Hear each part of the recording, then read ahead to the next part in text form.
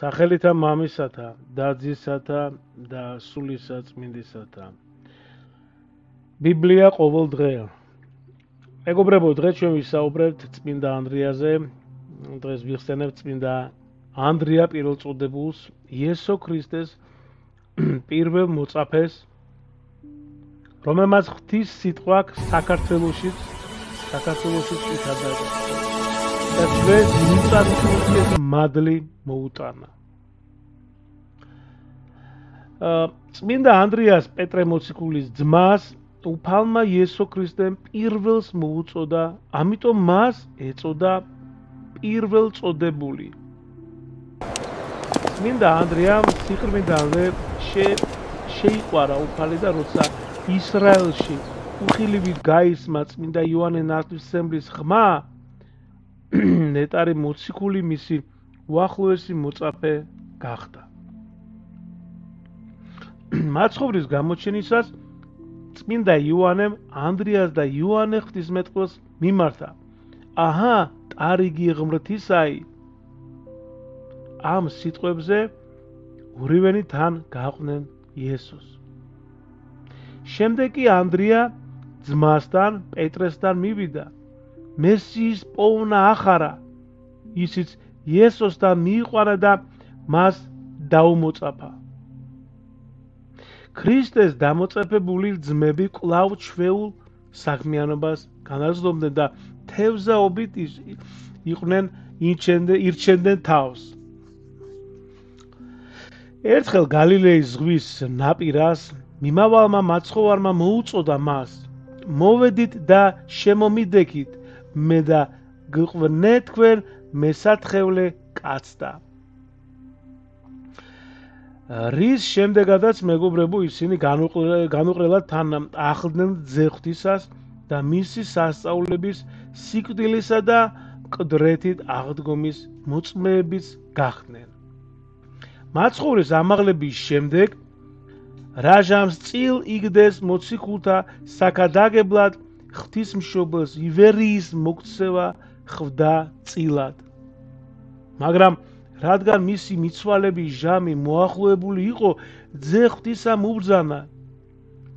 იერუსალიმში დარჩენილიყო, საქართველოში კი ანდრია პირველწოდებული გაეგზავნა თავისი ხელთუქმნელი ხატით.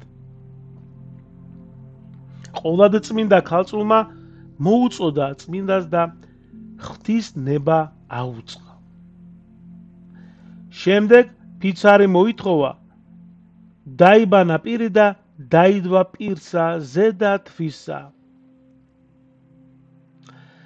მეგობრებო, ფიცარზე ღვთისმშობელი გამოისახა ყრმა იესოთი. ეს სიწმინდე ზეციურმა დედოფალმა ანდრიას გადასა და დიდ ღვაწლს შემდგარი აკურთხა. მეგობრებო, წმინდა ანდრიამ გაიარა საბერძნეთი, მცირე აზია, შემდეგ კი შავი ზღვისპირეთის მიეშურა. შევიდა ქვეყანასა ქართლისასა, რომელსაც დიდაჭარა ეწოდების. დიდაჭარა. სოფელ დიდაჭარაში დღემდეა შემონახული ტაძრის ნანგრევები, რომელიც გადმოცემით თავად წმინდა ანდრია პირველწოდებულს აუშენებია. გადმოცემის თანახმად, ხო? ნეტარს მრავალი განსასწრელი დაატყდა თავს. ურწმუნოთაგან, ხო, მაგრამ ღვთისა და პატიოსანი ხატის მეუხებით ყველაფერი მადლობით დაითბინა. ვიდრემდის ყოველნივე მოაქცივნა და მოიყვანა სარწმუნოებად. იმ ადგილას, სადაც მოციქულმა ღვთისმშობლის ხატი დაასვენა, ფრიად შვენიერი და დიდი წყარო აღმოცენდა. ამ სასწაულმა მრავალ წარმართს ესე თქვათ გაუნათა გონება და შეუდგნენ ქრისტეს მაცხოვნებელ სწავლებას. მოციქულმა ახალმოქცეულთ დაუდგინა მღვდლები და დიაკვნები, დაუდგინა წესი და საზღვარე სარწმუნოებისა. აუგო ყოვლადწმინდა ღვთისმშობლის ტაძარი, სადაც ფიცარზე ზეციური დედოფლის ნაბოძები ხატიდან სასწაულებრივ გადასული ასლი დააბრძანა.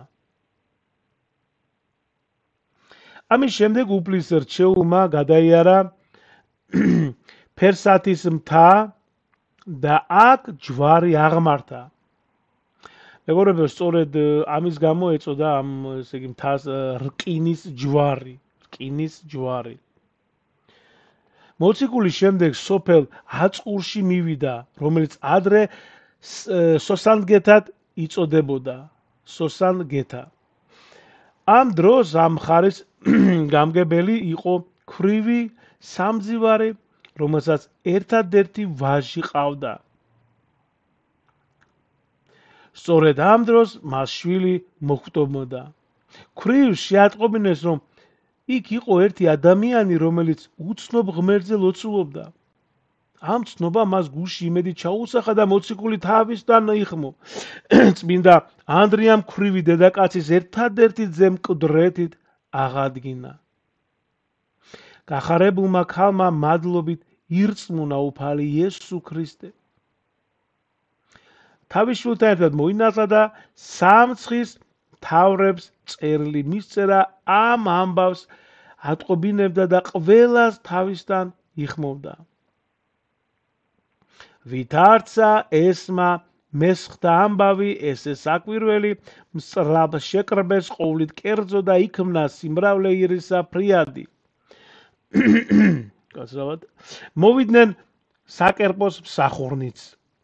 ხალხი ორად გაიყო, ნაწილი იძახდა ჯერ არს თაყვანის ცემად, რომელმა ეს ვითარის სასწაული აღასრულა, სხვები კი კვლავ ცრუ ღმერთებს ერთგულნი რჩებოდნენ. ცდილობა რომ ჩაეცხროთ, გადაწყვიტეს საკერპოში ღვთისმშობლის ხატი შეებრძანებინათ, შემდეგ კი კარი დაეხშოთ. მაცხოვრის მსასოებლებს ქრისტეს მიმართ კერპსახურებს კი თავიანთი ღვთაებისადმი უნდა ელოცათ.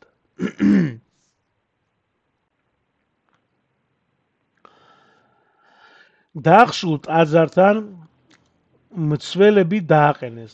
დილით როცა კარი გააღეს, ყველა მიხილა, კერპები ქვეყანა დათხეულნი და სახეთ მტვერისა შემუსრულნი, ხოლო ხატი ყოვლად წმინდა ღვთისმშობელისა ბრწყინვიდა. ვითარცა მზე დიდებითა და პატივითა.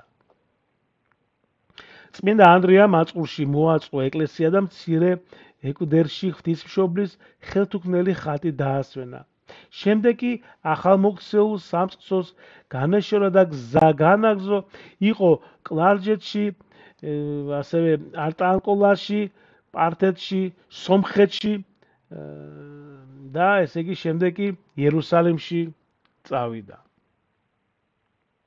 იერუსალიმთან ანდრია სვიმონ კანანელთან და მატათასთან ერთად ისევ საქართველოში დაბრუნდა.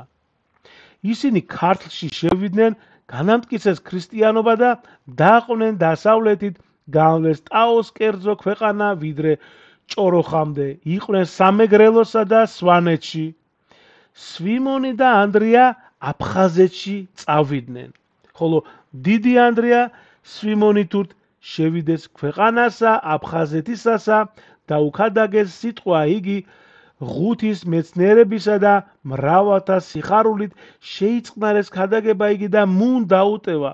ნეტარმან ანდრია სვიმონ კანანელი სხვათა თანამოწაფეთა და თავად ჯიქეთისა ქვეყანად ავიდა. ჯიქეთის, ხო? ჯიქეთის მკვიდრმა მოსახლეობამ არა მარტო უარი განაცხადა მისი ქადაგების მიღებაზე, არამედ მოციქულის მოკლაც კი გადაწყვიტა. მათი სიჯიუტე და უხეში გონება რომ დაინახა, მოციქულმა მიატოვა ისინი და წავიდა. წმინდა ანდრია მოციქული სკვითთა ქვეყანაში, დღევანდელი ეს არის, ესე იგი რუსეთშიც იყო, ხო, ყოფილა, ხო, შევიდა. მდინარე დნეპრს, ხო, დნეპრი, მდინარე დნეპრს აყოლია იმ ადგილამდე, სადაც ამჟამად ქალაქი კიევი მდებარეობს, მეგობრებო. ქალაქი კიევი მდებარეობს.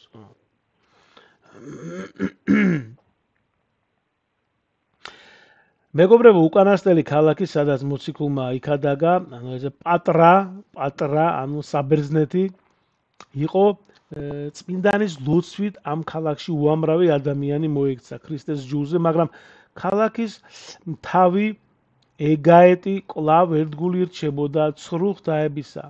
უღმრთო ხელისუფალმა ბრძანა ჯვარს ეცვად უფლის რჩეული. წმინდანის სიხარულით შეხვდა განაჩენს და თავისით ავიდა ჯვარზე.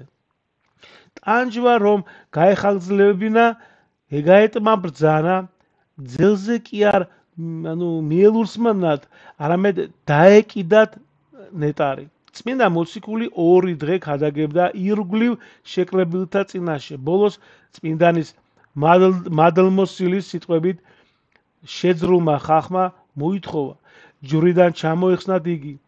უღმრთო ეგაეტმა განკარგულება გასცა გაეთავისუფლებინა წმინდანი, მაგრამ ანდრიამ ხურვალედ შესთხოვა უფალს ჯვარზე აღსრულების ღირსი გაეხადა. მეომრები დიდხანს ამაოდ ცდილობდნენ მის ჩამოხსნას.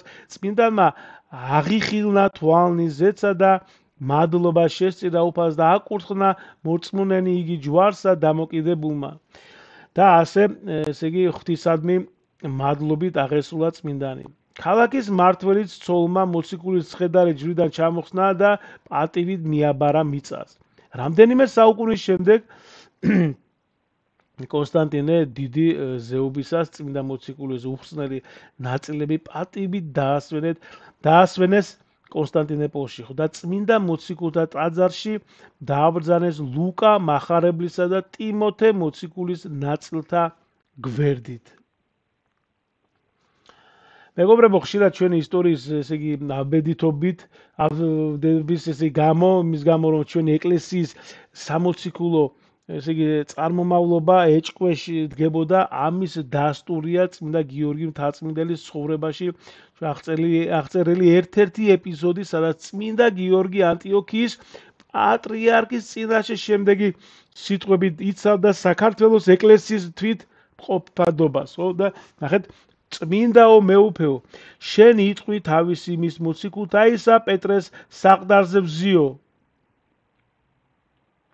ხოლო ჩვენ პირველწოდებულისა და ძმისა თვისისა წოდებელისა ნაწილნი ვართ და სამწყსონი და მის მიერ მოქცეულნი და განათლებულნი.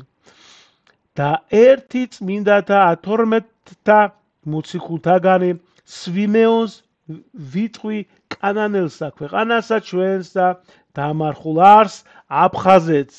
მეგობრებო, ვინც არ იცით, სვიმონ კანანელი დამარხულია, ეს აფხაზეთში არის.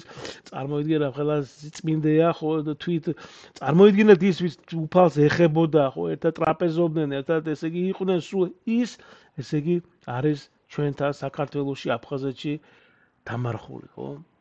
ეს ამხელა რამ არის, ხო, მეგობრებო? ხო, ესე იგი, ნახეთ, კიდევ ერთხელ და ერთი წმინდათა 12-თა მოციქულთაგანი სვიმეონს ვიტყვი კანანელსა ქვეყანასა ჩვენსა დამარხულ არს აფხაზეთს, რომელსაც ნიკოპსი ეწოდების. ნიკოპსი, ხო? ამა წმინდათა მოციქულთა განათლებულნი ვართ, ხო? და ვინაიდან ერთი ღმერთი გვიცნობიეს, აღარა უარგვიყოფიეს და არცა ოდეს წვალებისა მიმართ მიდრეკილ არს ნათესავი ჩვენი და ყოველთა უარესყოფელთა და წვალებელთა შევაჩვენებთ და დავწყებთო. ამას საფუძველსა ზედა მართლმადიდებლობისასა და მცნებათა და ქადაგებითა ზედა წმინდათა მათ მოციქულთასა მტკიცე ვართო. მეგობრებო, შევთხოვოთ ჩვენს შემწესა და მფარველს წმინდა ანდრიას, რომ წმინდაო მოციქულო, მოციქულთა უპირატეს წოდებულო ანდრია ებედრე ღმერთსა ჩვენთვის, რათა სოფელსა მშვიდობა მოანიჭოს და სულთა ჩვენთა დიდი წყალობა. ღმერთმა დაგლოცო და ღმერთმა გაგახაროთ. მადლობა.